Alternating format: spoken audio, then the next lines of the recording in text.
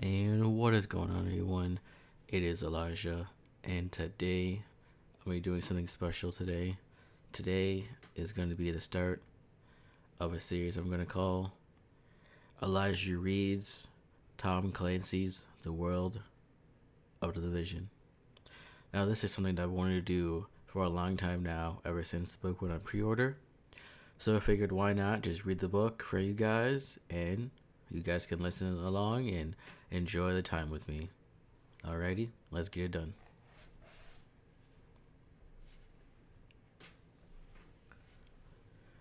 Situation report.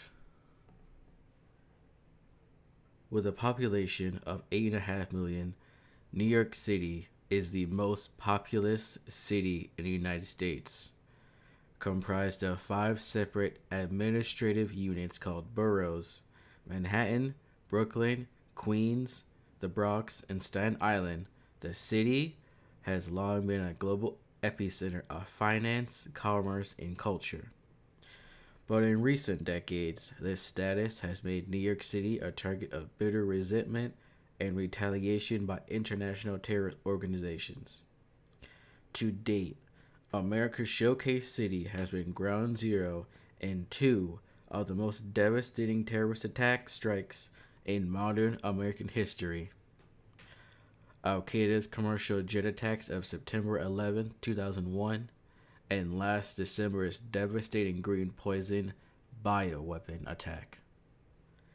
Quarantined after the initial surge of smallpox outbreak, New York City quickly shut down its bridges and tunnels and ushered in federal troops to help city police quell growing panic.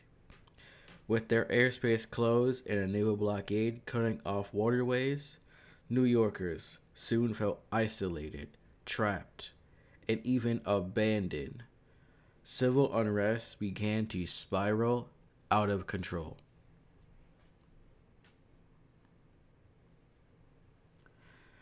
Current situation: New York City.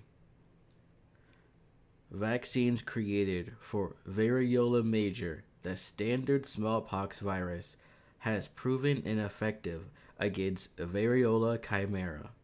But as of this writing, the pandemic virus has run its course in most neighborhoods, and the new vaccine is in early stages of testing. Meanwhile, the Catastrophic Emergency Response Agency, known as SARA, is aggressively treating any contaminated locations remaining within the city with newly developed disinfectants. So basically, on these 2 pages right here, you have what I just read, and then you basically have on the other side a picture of like a newspaper, and it says New York City quarantine. President Waller declares lockdown of Manhattan over pandemic concerns. And then basically you have your news story. You have a couple pictures here. You have a couple pictures talking about variola chimera and variola major. And then on the left side, you have the talk about green poison and how the money has been poisoned off. On the bottom, you have talks about the government. On your right side, New Yorkers prepare for a dark winter. In an unprecedented development, Manhattan is quarantined for an unknown period of time. You have a news story there, and then you have some more pictures on the bottom right. Looks like your typical paper and stuff. Like, honestly, the artwork in this book is killer.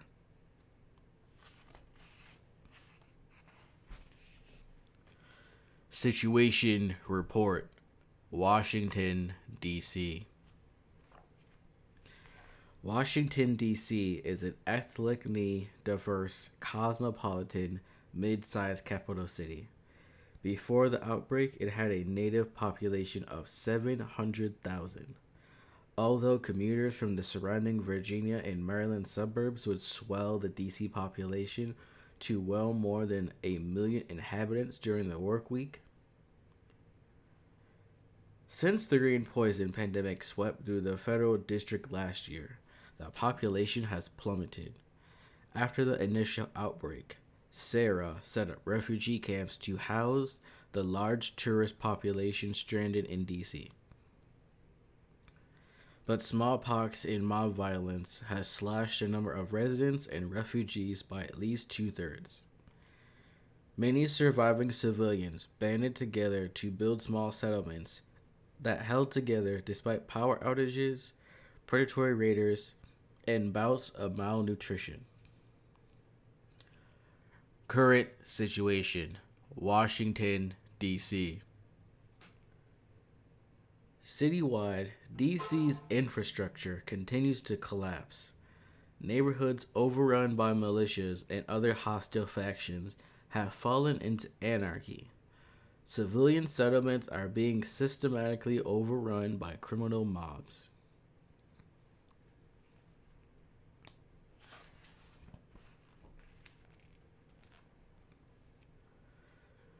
Situation report: The United States.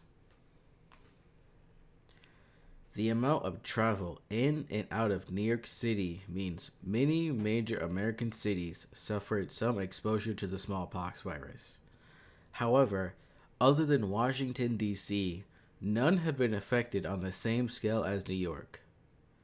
Yet, smaller cities and rural communities on the eastern seaboard have reported sporadic outbreaks, but overall, the contagion has been largely contained. Nationwide, however, fear is spreading faster than the virus, with a national state of emergency declared and federal travel bans in effect. Martial law and mandatory curfews are now the norm almost everywhere. Infected citizens must report to temporary field clinics to keep existing hospitals clean and open for other medical emergencies. Lethal force has been authorized to maintain quarantine lines. But even with the local police working closely with the U.S. Army and National Guard, protection is spread thin.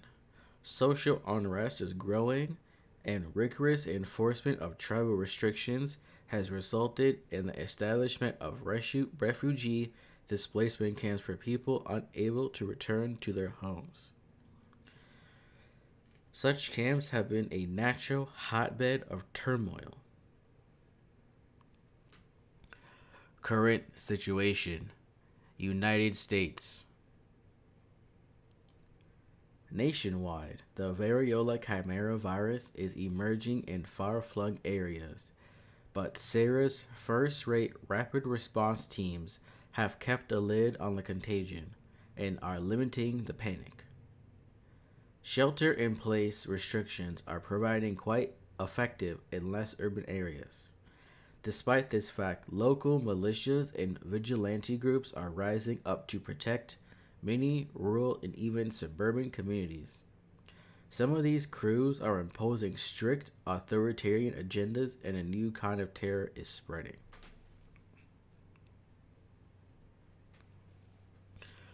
Situation report: Global.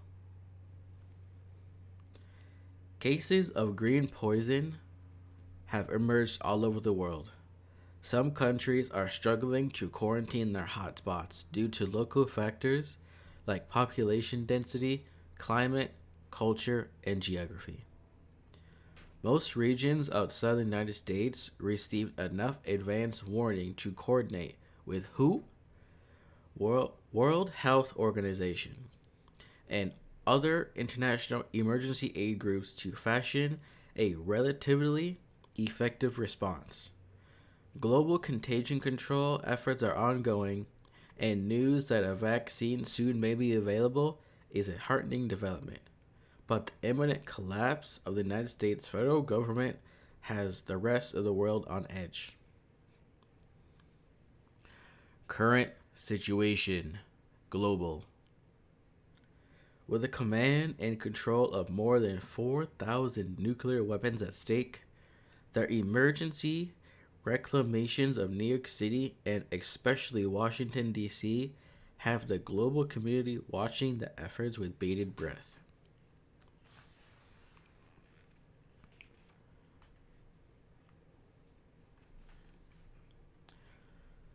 All right, so currently, as it stands right now, the world has been introduced to the green poison, or smallpox, or chimera variola, however you want to call it.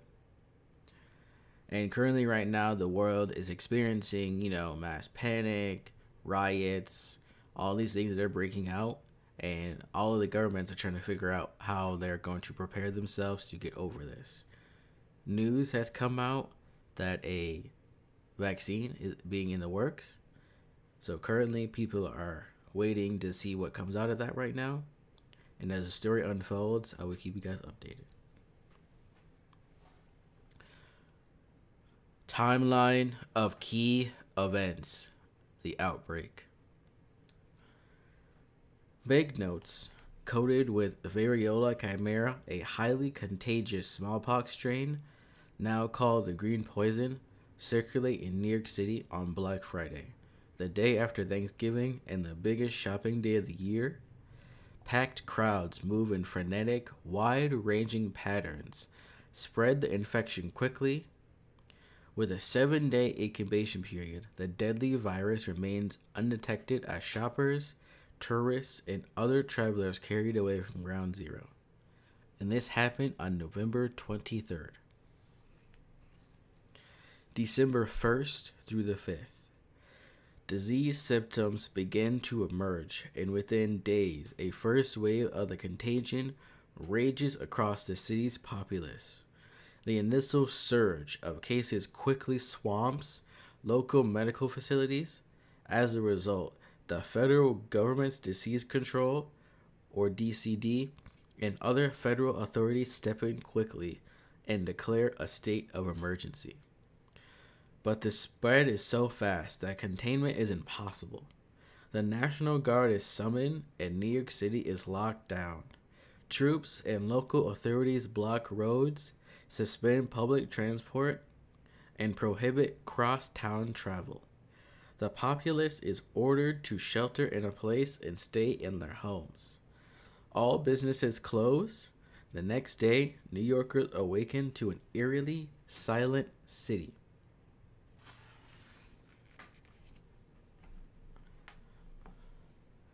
December 6th through the 10th.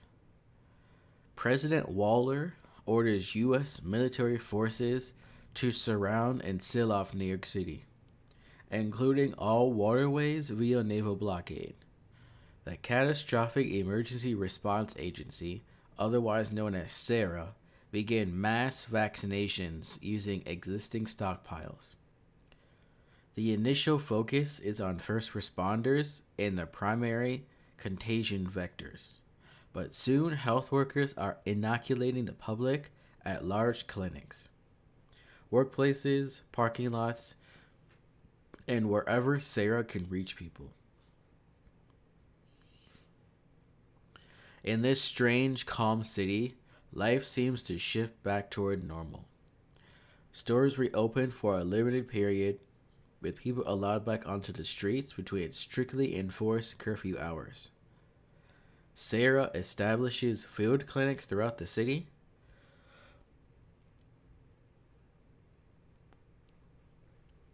distributing supplies and antiviral medications and personal protective equipment.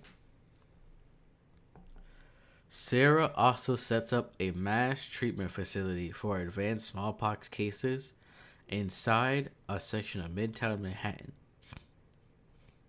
a sealed off sick zone inside the quarantine borough. A number of Manhattan's most iconic landmarks inhabit this neighborhood.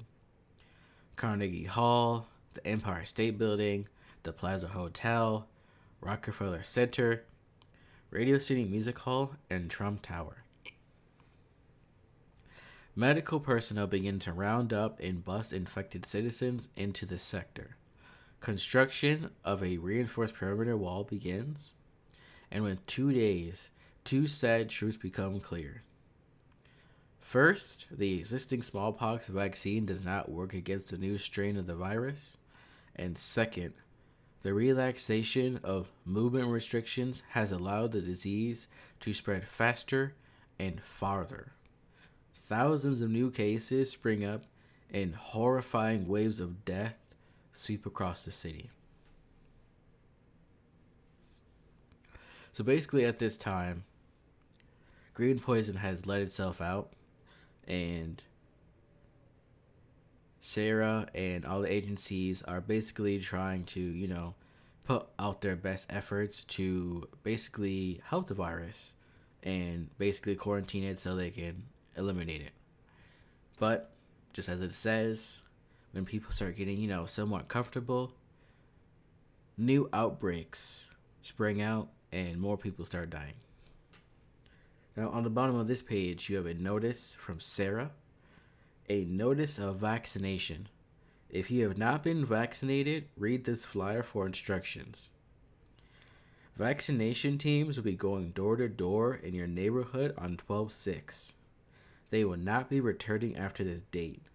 You must be present when the teams arrive to receive the vaccination. Do not seek a vaccine at Sarah checkpoints or staging areas. It will not be available, and vaccine stocks are extremely limited. Do not attempt to schedule an appointment via phone, email, or on the website. Do not interfere with Sarah vaccinations during their operations. But if you are a displaced person, consult the Sarah vaccination team when it arrives at your temporary location. And this was dated for 12/6.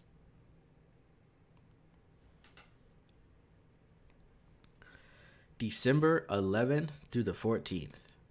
The World Health Organization, otherwise known as WHO, officially declares the outbreak a pandemic. The president invokes martial law nationwide. In New York, food and supplies begin to run low. Black markets and smugglers begin to flourish.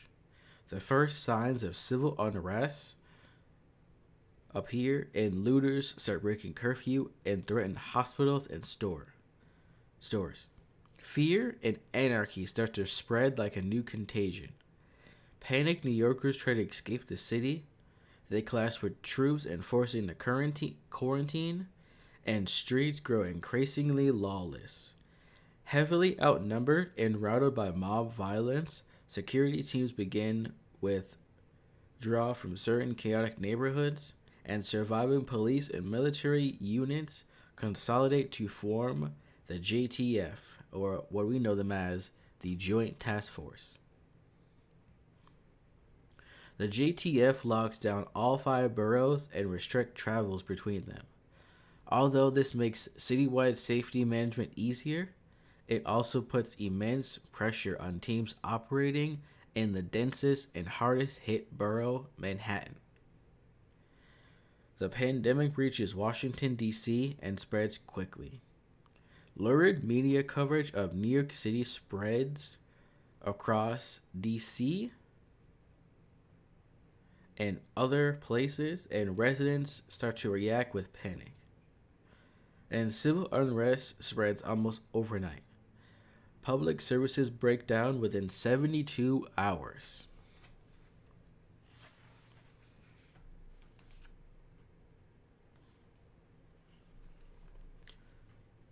December 15th through the 17th. Federal authorities designate new containment zones in Manhattan to control crowd mitigation across the island. Military engineers began erecting makeshift perimeter barriers, and they are called dividing lines at 14th Street and 58th Street. These split the borough into 3 distinct sections: Lower, Midtown, and Upper. The sealed-up Midtown 6 zone, where Sarah has been busing and detaining smallpox victims, is becoming increasingly dangerous. Raging mobs and violent escape attempts and other lawless activities are getting worse. As JTF units suffer heavier losses, they begin to leave entire blocks unpatrolled. In Washington, D.C., the U.S. Capitol Police Force and the Metro Police Force locked down the entire District of Columbia.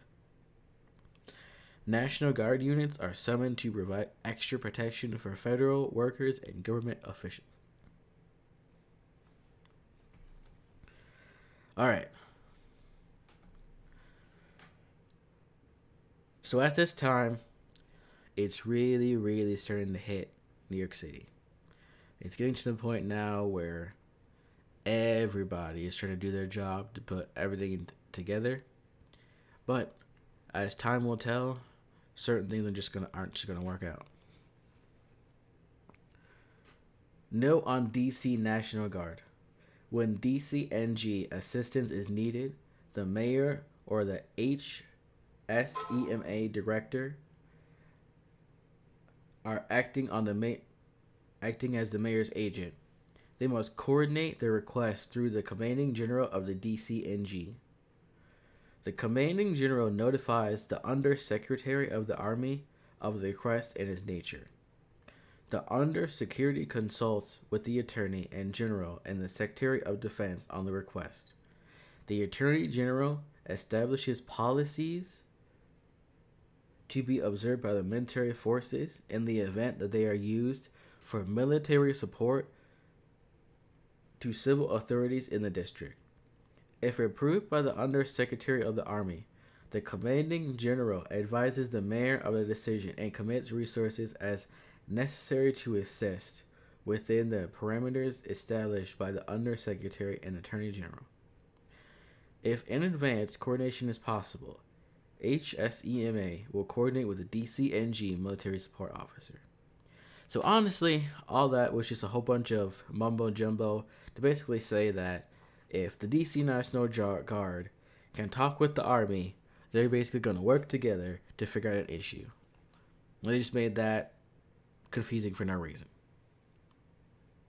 But that's where I'm going to end it right here now.